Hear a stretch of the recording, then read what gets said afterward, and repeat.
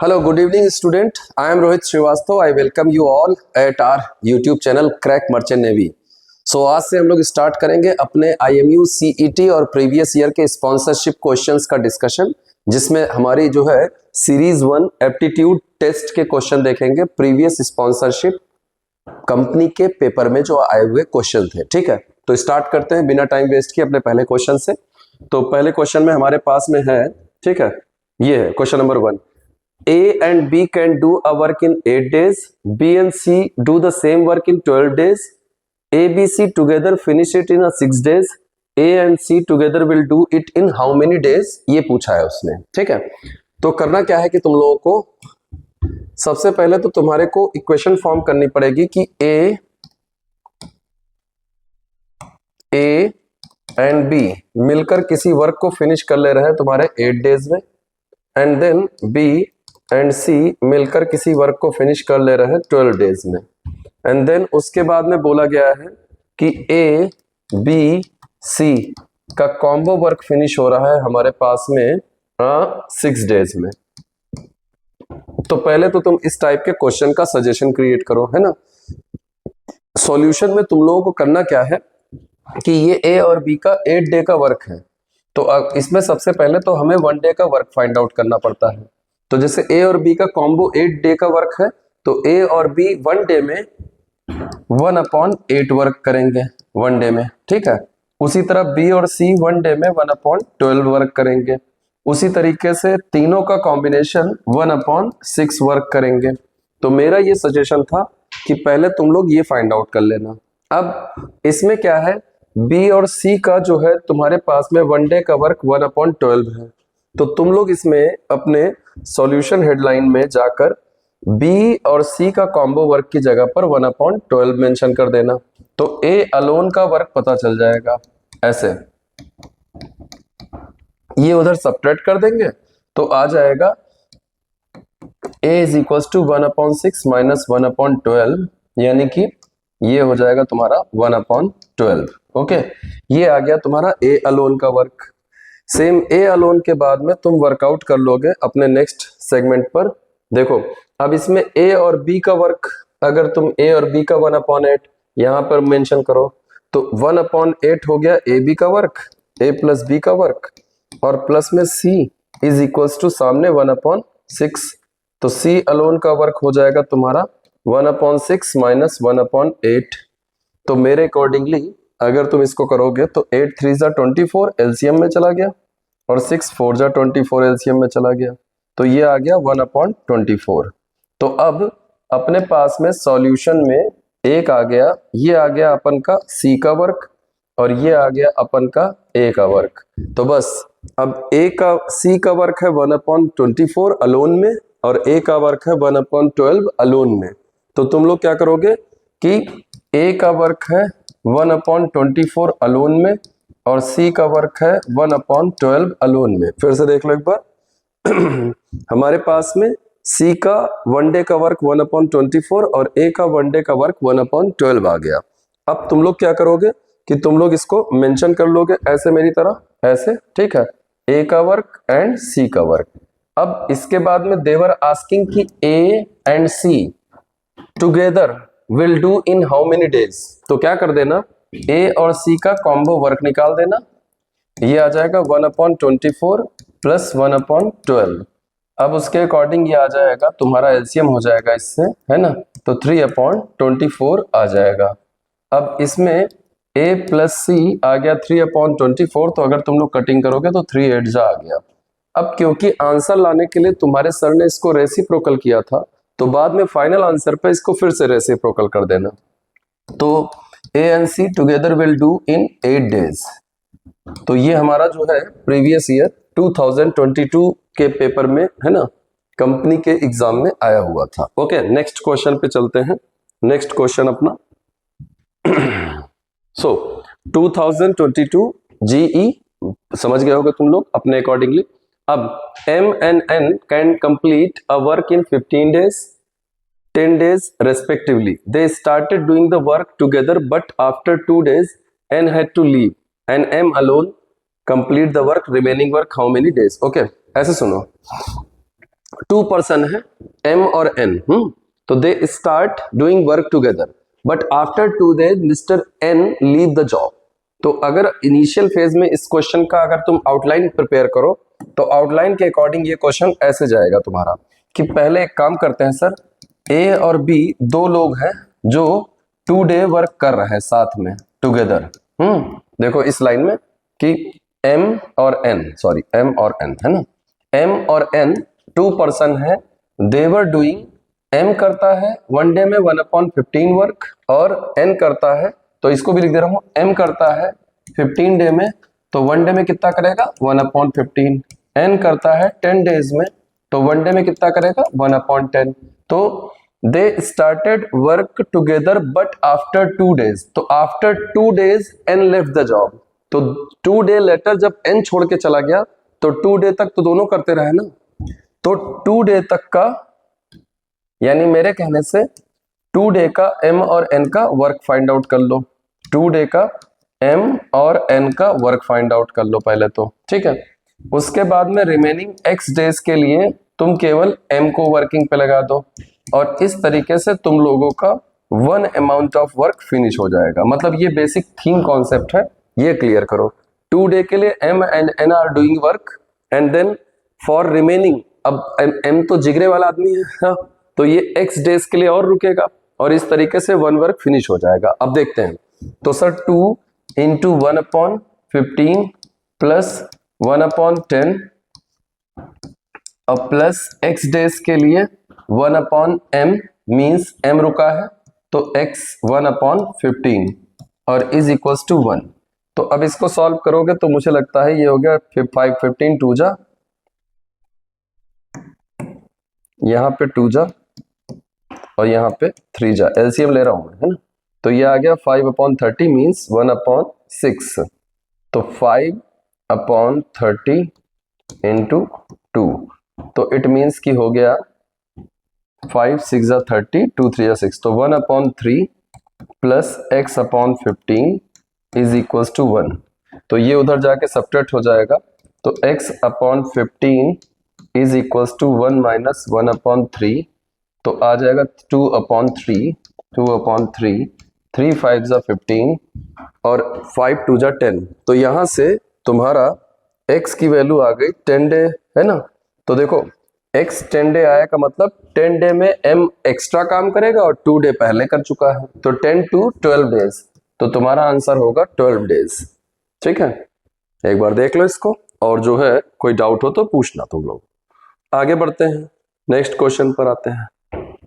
Next question है अपने पास में 2021 सिम्स का, the product of two number is 120 and the sum of their square is 289, the sum of the number they were asking. ठीक है, तो कैसे करेंगे इसको, जैसा कि क्वेश्चन में इंफॉर्मेशन तुम्हारे को दी ही हुई है कि product of two number is equals to 120 and sum of their square, तो उनका स्क्वायर का सम ये दिया है तुम्हारा 289 और पूछा क्या है तुमसे सम ऑफ द नंबर, तो नंबर पूछा है कि मतलब x प्लस वाई पूछा है, तो तुम्हें क्या करो मेरे कहने पर x plus y is equals to r assume कर लो और स्क्वायर बोथ साइड कर लो, तो x square plus y square प्लस 2xy is equals to r square. अब तुम इसमें जो है ध्यान से देखो xy की वैल्यू अपन को गिवन है 120, तो यहाँ 240 हो जाएगा और x स्क्वायर वाई स्क्वायर की वैल्यू अपन को गिवन है, दैट विल बी कॉल्ड 289, तो दोनों मिल गया तो ये हो गया अपना 529, तो r square is equals to 529। मेरे को पता है शायद ये 23 का स्क्वायर होता है, तो r इज इक्वल्स टू 23 आ गया। r means sum of those two number, तो सर x प्लस वाई आ गया 23, इट मीन्स कि ये वाला आंसर करेक्ट होगा। ओके, तो इजी क्वेश्चन था, हो गया, डन। नेक्स्ट क्वेश्चन पे आते हैं, तो तुम्हारे को क्या करना है कि एक बार सिस्टम से टॉपिक वाइज पिक कर लो, इसमें तो मिक्स क्वेश्चन है, number system, work and time, speed distance time, ऐसे करके एप्टीट्यूड है, तो रीजनिंग भी है, एलिमेंट्री मैथ भी है, तो टॉपिक वाइज तुम चाहो तो है ना इंडिया बिग से पिक कर लो, और अभी IME CET के फॉर्म भी आए हुए हैं, तो तुम सारे के सारे वो कैंडिडेट जो willing to join merchant navy as a career officer बनना चाहते हो, तो IMU CET का फॉर्म फिलअप कर दो, है ना। एग्जाम तुम्हारा 24 मई को है, तो तुम सारे जो वीडियो देख रहे हो आज के आज टाइम निकाल कर फॉर्म फिलअप कर दो। Okay, speed of the boat in standing water is 9 kilometre per hour and the speed of the stream is 1.5 kilometer per hour. A man row to a place at a distance of 105 kilometer and come back to the starting point. Total time taken by him. तो सुनो, अपने पास में जो है ऐसे करके ये हो गई बोट, ठीक है, बोट, और ये हो गई स्ट्रीम।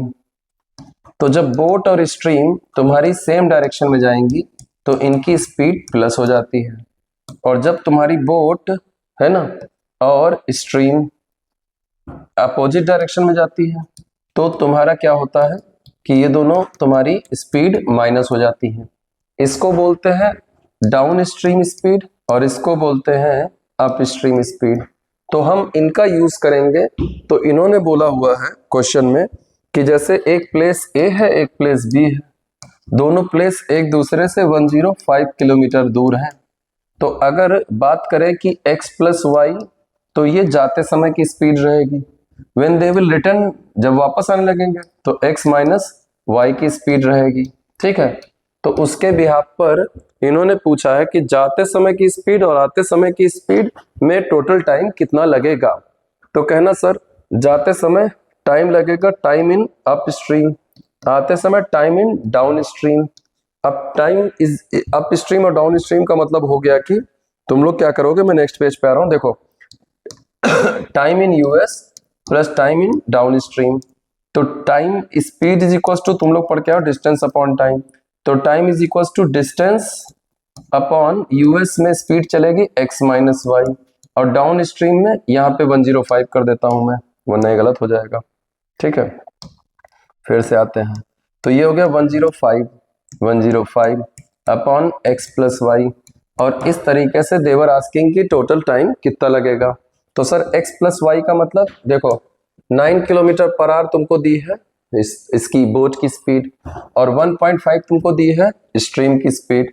तो यहाँ आ जाएगा 9 माइनस 1.5, यहाँ आ जाएगा 9 प्लस 1.5, तो मुझे लगता है यह है 10.5।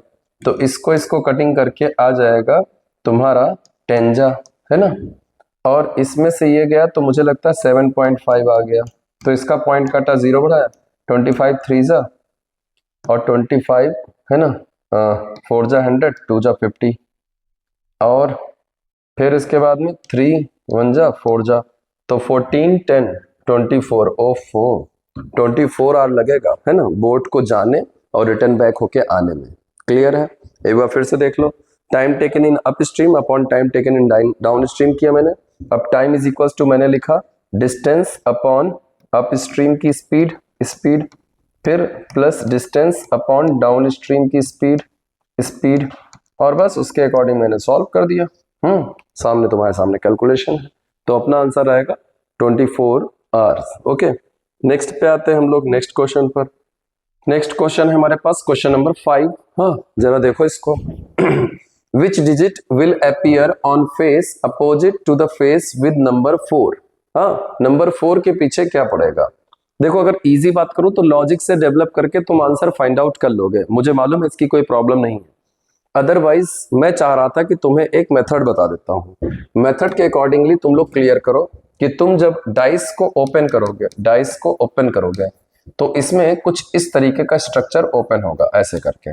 तो इसमें तुम्हारे जैसे डाइस का एग्जांपल अगर मैं देखूं तो डाइस में, एक मिनट रुकना जरा सा, बाय चांस ये डस्टर तुम्हारा डाइस है, तो इसमें ये फ्रंट है तो ये बैक होगा, ये फ्रंट है तो एक छोड़कर बैक, ये फ्रंट है तो एक छोड़कर बैक, तो हर एक छोड़कर बैक आता है इसमें। तो इसका मतलब कि अगर मैं इसमें मेंशन करूं, है ना, तो अगर ये हमारा फ्रंट 1 है तो ये हमारा एक छोड़कर बैक 1 हो जाएगा। अगर ये हमारा फ्रंट 2 है तो ये हमारा एक छोड़कर बैक 2 हो जाएगा, बैक 2। ये हमारा अगर है ना ये फ्रंट 3 है तो ये छोड़कर बैक 3 हो जाएगा। तो मेरा कहना है कि पहले तो तुम ये फिगर डिसाइड कर लो। इस फिगर को डिसाइड करने के बाद में तुम मेरे कहने पर ये सेम डायग्राम ऐसे करके फॉर्म कर लो, देखते रहना, ऐसे करके ऐसे। अब इसमें डाइस पे जाओ, डाइस पर दोनों डाइस में जो नंबर कॉमन अपीयर करे उसको मेरे कहने से सेंटर में मेंशन कर देना, सेंटर में। अब मिस्टर 1 जो है तुम्हारे 2 को फॉलो कर रहे हैं, मिस्टर 5 तुम्हारे 6 को फॉलो कर रहे हैं। अब जो क्लॉकवाइज डायरेक्शन में जैसा फॉलो कर रहा है, जैसे 1 2 को फॉलो कर रहा है तो 1 2 को फॉलो करा दो ऐसे। फिर देन नेक्स्ट में जाओ, तो नेक्स्ट वाले में जैसे हमारे पास में मिस्टर 5 6 को वो भी क्लॉकवाइज डायरेक्शन में फॉलो कर रहे हैं, तो मिस्टर 5 6 को क्लॉकवाइज डायरेक्शन में फॉलो कर रहे हैं। अब जो नंबर बच जाए, जैसे कि मिस्टर 4 बच गया, वो यहां लिख देना। अब इन्होंने क्या पूछा था, इन्होंने पूछा था 4 के पीछे क्या होगा सॉरी, तो 4 के पीछे 3 होगा। तो सर 4 के पीछे 3 का मतलब हमारा 3 नाम का ऑप्शन करेक्ट होगा, देख लो। तो इसी कॉन्सेप्ट पे वर्कआउट करो, अगर कोई डाउट हो तो इसके रिलेटेड और एक्सरसाइज कर लो, ठीक है। ओके, आते हैं नेक्स्ट क्वेश्चन पर, क्वेश्चन नंबर 6 पर। क्वेश्चन नंबर 6 ये है तुम्हारा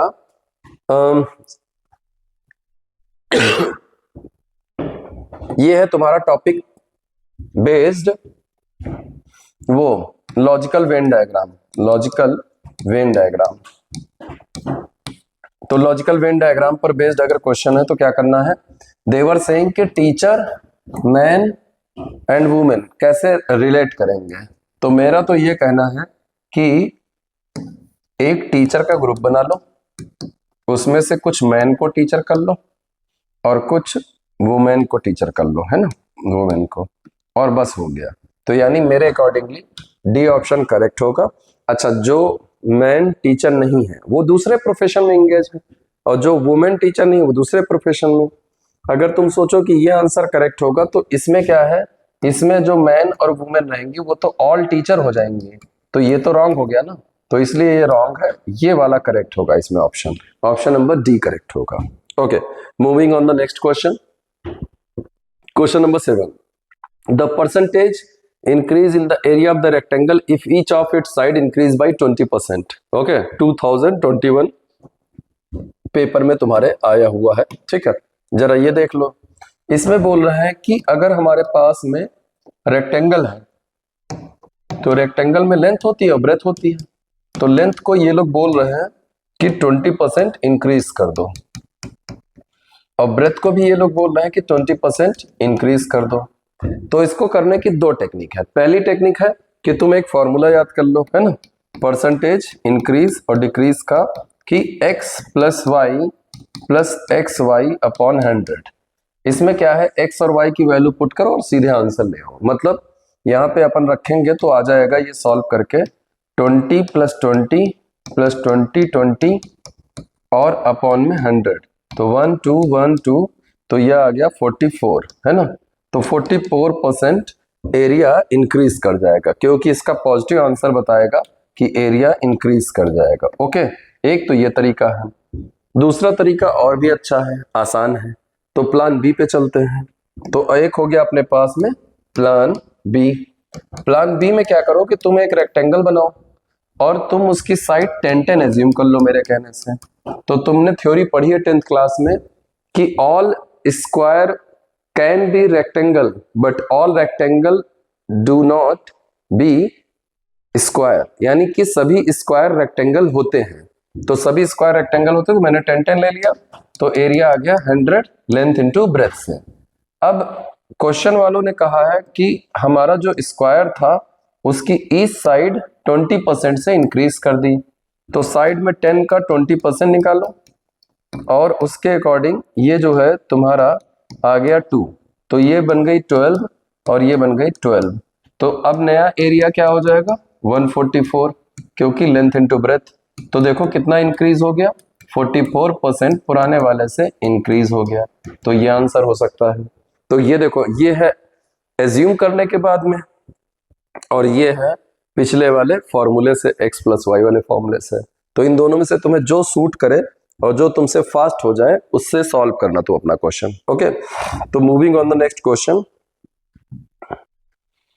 T worth ₹126 per kg and ₹135 per kg are mixed with the third variety of the tea in the ratio of 1:1:2. If the mixture is worth rupees 153 per kg, the price of the third variety per kg will be कितना?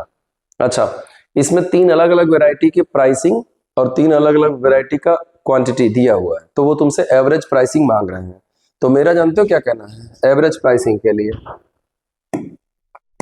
तुम क्या कर लो कि एक formula तुम लोगों ने पढ़ा होगा, n1 x1 बार प्लस में n2 x2 बार प्लस में n3 x3 बार अपॉन में n1 plus n2 plus n3 is equals to combined average price of all three. मतलब ये हो गया कंबाइंड एवरेज का फॉर्मूला।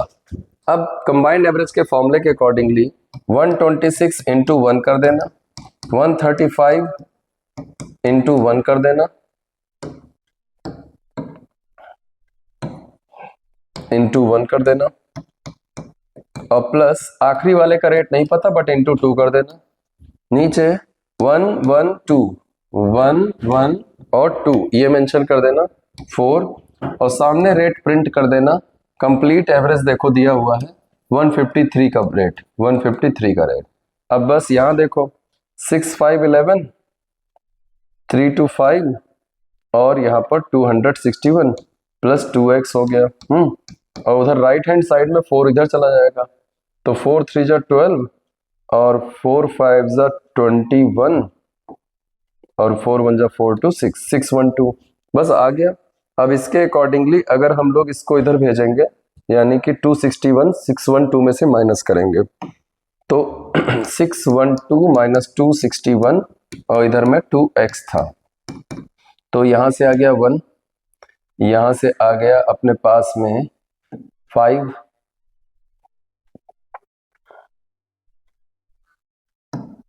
और यहाँ से आ गया अपने पास में से इधर बचा था 5, 5 में से 2 गया 3 और 2x, तो x इज इक्वल टू आ जाएगा 2 1 जा 2, 2 7 जा 14, 2 5 जा 10 और ये 50 पैसा। तो ये वाला आंसर अपना करेक्ट आंसर होगा। ठीक है, एक बार प्रीवियस स्टेप फिर देख लो। First we will apply a complete average वाला formula, n1 a1 plus n2 a2 plus n3 a3 भी लगा सकते हो, और उसमें वैल्यूएशन कर देना कि पहला रेशियो इससे इनटू हो गया, दूसरा रेशियो इससे इनटू हो गया, तीसरा रेशियो इससे इनटू हो गया, और उसी के अकॉर्डिंग डील कर लेना। ओके अब आते हैं नेक्स्ट क्वेश्चन पर। ये हो गया if log 2 is equals to 0.30103 then the number of numeral digit in 2 to the power 64। बड़ा यूनिक क्वेश्चन है ये। इसमें क्या है कि एक प्रॉपर टेक्निक अप्लाई होगी और उस टेक्निक के बिहाफ पर अपन इसका आंसर लाएंगे। ठीक है, तो अपन जो है स्टार्ट करते हैं कि कैसे करेंगे। देखो पहले तो तुम लोग 2 की पावर 64 को मेरे कहने से x इमेजिन कर लेना, फिर तुम लोग log ले लेना, log x is equal to log 2 to the power 64। फिर इसके बाद में लेफ्ट साइड में log x लिखा रहने देना, इसको पावर रूल से आगे कर लेना। पावर रूल में क्या होता है कि log m की पावर n है तो इसको n log m लिख सकते हैं, ऐसा लिख सकते हैं। तो पावर रूल से 64 आगे आ जाएगा और log 2 यहाँ हो जाएगा। अब log 2 की वैल्यू जो है अपने को दे रखा हुआ है, तो log x is equal to अपन लिखेंगे 64 इंटू 0.3010। अब log x is equal to अपना सॉल्व करके आ जाएगा 3 4 जा 12, 3 6 जा 18, और इधर से है ना 1 डिजिट बाद डेसिमल लगा दिया। यहाँ तक का प्रोसेस आई होप कि सबको क्लियर हो गया। अब इस प्रोसेस के बाद में तुम लोग जो है अब वर्डिंग क्लियर करना जो मैं बोलने जा रहा हूँ। हमारे पास में log का आंसर आने के बाद में log को कैंसिल करने के लिए एक एंटी लॉग नाम की भी चीज होती है। तो अगर हम बाई टेकिंग है ना, by taking anti log both side अगर करें एंटी लॉग, तो खुशखबरी एंटी लॉग से लॉग कट जाता है, तो x is equal to anti log है ना, ये हो गया 19.2। अब अगली बात सुनना, अगली बात का कलर है डार्क ग्रीन। तो सुनो, एंटी लॉग में जो ये वैल्यू होती है ये होती है कैरेक्टरिस्टिक। ठीक है, और कैरेक्टरिस्टिक हमारे क्वेश्चन में गिवन रहती है, जैसे कि 19 इसका नाम है कैरेक्टरिस्टिक। अब कैरेक्टरिस्टिक में तुम लोगों को क्या करना है, 1 ऐड करना है, तो ये बन जाएगा मेंटिसा। यानी कि मैं बता रहा हूं कि कैरेक्टरिस्टिक में 1 ऐड करने से आ जाएगा मेंटिसा। अब मेंटिसा जो है अपने लिखने के काम नहीं आती है। मेंटिसा डिजिट बाद अपन को क्वेश्चन में डेसिमल लगाना है, तो बस जितने डिजिट बाद डेसिमल लगाना उतने ही तो न्यूमेरल डिजिट है बिफोर डेसिमल। तो यानी कि 19 ये हो गया, और 19 में अगर तुम लोगों ने 1 ऐड कर दिया तो 20। तो इजी सी line, sir it contain 20 numeral digit before decimal. इसमें 20 न्यूमेरल डिजिट होंगे डेसिमल से पहले। आया समझ में? फिर से क्लियर कर लो इस वाले स्टेप के बाद में। पहले आया था x is equal to anti log 19.2। तो उसमें जो ये कंटेंट है इसको बोलते हैं कैरेक्टरिस्टिक, और इसमें 1 ऐड करो तो आता है मेंटिसा।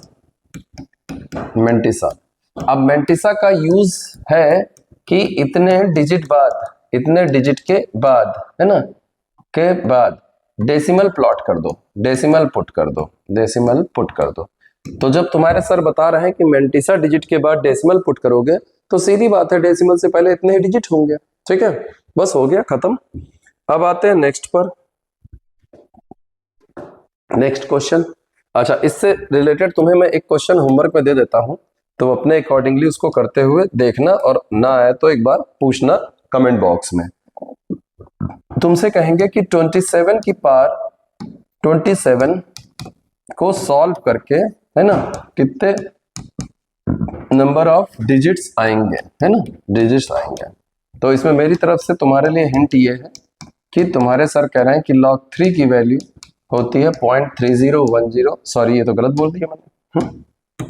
log 3 की वैल्यू होती है 0.4771, और तुम इस क्वेश्चन को करने के लिए हिंट नंबर 2 ये रहेगा कि 3 की पावर 3 इंटू 27 ऐसे मेंशन कर लेना, बाकी करते रहना, और करके एक बार इसका आंसर बताना। Okay, now moving on the next question. ठीक है, स्लाइड को पॉज कर लेना और क्वेश्चन को देख लेना। ठीक है, 2 station A and B are 110 kilometre apart from each other. देखो, एक हमारे पास स्टेशन नंबर 1 हो गया ए, और एक हमारे पास स्टेशन नंबर 2 हो गया बी। अब ये दोनों एक दूसरे से हमारे पास में 110 किलोमीटर दूर है। ठीक है, एक ट्रेन बोल रहे हैं कि यहाँ से स्टार्ट हुई है 7 AM, है ना, और एक ट्रेन यहाँ से स्टार्ट हुई है 8 AM। ठीक है, तो इन्होंने कहा है कि दोनों ट्रेन, है ना, एट अ स्पीड, ये चल रही है बी की ओर, ये चल रही है 20 किलोमीटर पर आवर की स्पीड से, और ये वाली जो ट्रेन है दूसरी वाली वो चल रही है 25 किलोमीटर पर आवर की स्पीड से। अब तुम लोगों को करना क्या है जानते हो? ये पूछ रहे हैं कि कितने किलोमीटर पर मैच कर जाएंगे, है ना, या किस टाइम पर, सॉरी कितने टाइम पर मैच कर जाएंगे। तो मेरा तो ये कहना है कि देखो ये जो है ये 1 घंटा पहले चला हुआ है ना, 1 आवर अर्लियर। तो हम लोगों का ये टाइम D1, या सुनो, ये D1 प्लस ये D2 मिलाकर हमारे पास 110 है। तो मैं लिख रहा हूं D1 plus D2 is equals to 110। अब तुम लोग पढ़ के आए हो speed is equals to distance upon time, speed is equals to distance upon time, तो distance is equals to speed into time. तो इसकी स्पीड पता है, ये 7 o'clock चला है ना, तो इसका कंपेयर में ये वाला 1 घंटे मोर चला है, तो इसको 1 घंटे कम लिख लेते हैं। तो इसको ऐसे कर लेते हैं, अगर ये टोटल टाइम इन दोनों का मीटिंग टाइम x आर है तो x इंटू, है ना, इसको लिख लेते हैं 20, ये तो x माइनस 1 कर ले रहा हूं, है ना, 1 मिनट रुकना, ये 1 घंटा कम चल रहा है ना, तो इसको कर ले रहा हूं x माइनस 1 घंटे इंटू 20, और उसको कर दे रहा हूं x घंटे क्योंकि वो 8 बजे से चलेगा, तो x आर इंटू में 25, और बराबर में लिख रहा हूं 110। अब ट्राई करके देख लेता हूं, 20x 25x 45x, और माइनस का 20 उधर जाकर ऐड हो गया अगर, तो ये हो जाएगा 130। तो मेरे accordingly x is equal to आ गया 130 अपॉन 45। तो 130 अपॉन 45, इसका मतलब हो गया कि 5 9 जा 45, 5 2 जा 10, 5 है ना, 9 2 जा 18, है ना, यानी कि देखो मेरे हिसाब से 9 2 जा 18 और 9 8 जा 56, 8 जा 56, ये इतना आ रहा है, तो 2.8 आर आ रहा है। तो अगर तुम टाइम की बात करेंगे तो x जो है हमारे पास आ रहा है 2.8 आवर्स। तो अगर 8 बजे से देखोगे तो 8 to 10 10.5 घंटे आ रहा है, ठीक है। एक बार तुम एक काम करो, है ना, मैं तुम्हारे लिए, है ना, इसको लॉजिक दूसरा अप्लाई करा देता हूँ, ठीक है। आओ देखो, जैसा एक ए है एक बी है, ठीक है, ये 7 AM निकली है, तो मेरा तो ये कहना है इसको तुम पहले 1 घंटे आगे बढ़ा दो, तो इसकी स्पीड है 20 की, है ना, तो 20 किलोमीटर चल जाएगी आगे, और ये वाली आ जाएगी 8 AM पर, है ना, और ये तो 8 AM निकल ही रही है, इसकी स्पीड है 25 किलोमीटर पर आवर। अब मैं ऐसा एज्यूम कर रहा हूँ कि टोटल हमारे पास डिस्टेंस थी 110, उसमें से 20 निकल गई, तो अब हमारे पास 90 की डिस्टेंस पड़ी, है ना। तो अब बाई चांस कि किसी पॉइंट पर आकर दोनों मीट आउट कर जाएंगे, तो तुम्हारे ये सर कह रहे हैं कि अब दोनों लोग सेम टाइम पे मीट करेंगे।